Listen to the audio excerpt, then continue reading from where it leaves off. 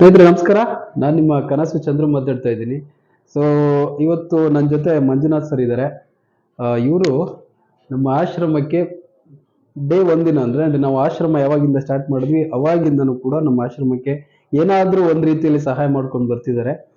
Sir, ನಿಮಗೆ ಕನಸು foundation trust ವತಿಯಿಂದ ಧನ್ಯವಾದಗಳು. ಹಾಗೆ ಮೈನ್ ನಿಮ್ಗೇನೆ ಎಲ್ಲಾರ್ಗಿಂತನೂ ಪ್ರಪಂಚದಲ್ಲಿ ಏನು ಅಂದ್ರೆ ಅವ್ರ ಸ್ವಾರ್ಥದಲ್ಲೇ ಇರ್ತಾರೆ. ನೀವು ಸ್ವಾರ್ಥ ಬಿಟ್ಟು ಬದುಕ್ತಾ ಇರೋದು. ಸೊ ಬೇರೆಯವ್ರಿಗೋಸ್ಕರ ಮಾಡ್ತಾ ಇರೋದ್ರಿಂದ ಹೆಚ್ಚು ಆರೋಗ್ಯವಾಗಿ ಹಣವಂತರಾಗಿ ನೀವಿರ್ಬೇಕು ಅಂತ ನಮ್ಮ ಆಸೆ. Thank you sir. ನಿಮ್ ಸಪೋರ್ಟ್ ಇದ್ರೆ ನಾವು ಖಂಡಿತ ಇನ್ನ ನೂರಾರು ಜನಗಳಿಗೆ ಸಹಾಯ ಮಾಡ್ತೀವಿ ಅಂತ ನನಗೆ ಗ್ಯಾರಂಟಿ ಇದೆ. So thank you so much. ಇವರು ಕೂಡ NGO ಇದೆ, ಪುನರ್ವಸು ಫೌಂಡೇಶನ್ ಅಂತ. ಇವರು ಆ NGO ಮುಖಾಂತರ ಯಾರು ಕಷ್ಟದಲ್ಲಿ ಇರ್ತಾರೆ, ಇಲ್ಲಿ ಕರ್ನಾಟಕದಲ್ಲಿ ಅಷ್ಟೇ ಅಲ್ಲ, ಬೇರೆ ಬೇರೆ ಕಡೆ ಹೋಗ್ತಾ ಇರ್ತಾರೆ. ಫಾರ್ ಎಕ್ಸಾಂಪಲ್ ಕೇರಳದಲ್ಲಿ ಫ್ಲಡ್ ಆದಾಗ ಅವಾಗಿಂದನೂ ಕೂಡ ಇವರು ಅಲ್ಲೆಲ್ಲ ಹೋಗಿ ಅವ್ರಿಗೆ ಜನಗಳಿಗೆ ಸಹಾಯ ಮಾಡೋದು, ಊಟದ ವ್ಯವಸ್ಥೆ ಮಾಡೋದು, ಐ ಕ್ಯಾಂಪ್ ಮಾಡೋದು, ಈ ತರ ಎಲ್ಲ ಮಾಡ್ಕೊಂಡು ಬರ್ತಾ ಇದ್ದಾರೆ. ಇವರು ಕೂಡ ಒಂದು ದೊಡ್ಡ ಕೆಲಸ ಮಾಡ್ತಾ ಇದ್ದಾರೆ. ದೇವ್ರು ನಿಮ್ಗೂ ಹೆಚ್ಚಿನ ಶಕ್ತಿ ಕೊಡ್ಲಿ sir. Thank you so much. ಇದೇ ತರ ನಿಮ್ಮ ಸೇವೆನ ಕಂಟಿನ್ಯೂ ಮಾಡಿ. ಯಾರು ಕಷ್ಟದಲ್ಲಿ ಇರ್ತಾರೆ ಅವ್ರಿಗೆ ಒಂದು ಕೈ ಜೋಡ್ಸೋಣ.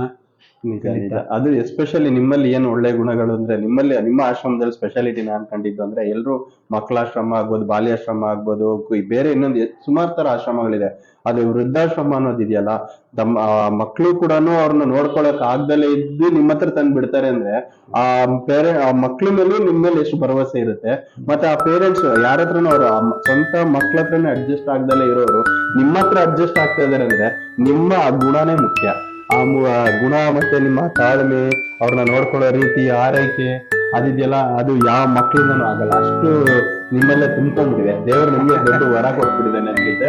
ಯಾಕಂದ್ರೆ ಅಷ್ಟು ಜನ, 45 ಜನ ಇದಾರೆ ಅಂದ್ರೆ, ಒಬ್ರನ್ನ ಒಂದ್ ಮನೇಲಿ ತಂದೆ ತಾಯಿ ನೋಡ್ಕೊಳ್ಳೋದಿಲ್ಲ, ತಾಯಿ ನೋಡ್ಕೊಳ್ಳೋದೇ ಕಷ್ಟ ಇಲ್ಲ. ಅಂತರಲ್ಲಿ 45 ಜನ ನೀವು ನೋಡ್ಕೊಂತಿದೀರ ಅಂದ್ರೆ ಇದು ಸಾಮಾನ್ಯ ವಿಷಯವೇ ಅಲ್ಲ.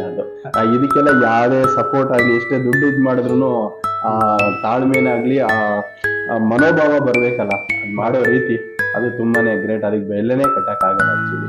ಸರ್, ಇದನ್ನ ನೋಡಿ ನಮ್ಗೆ ತುಂಬಾನೇ ಹೆಮ್ಮೆ ನಿಮ್ಮ ವಿಷಯದಲ್ಲಿ. ಅಷ್ಟೇ ನೀವು ಸೌಜನ್ಯವಾಗಿ ಅವ್ರ ಹತ್ರ ಮಾತಾಡ್ತೀರಾ, ಸಹಕರಿಸ್ತೀರಾ.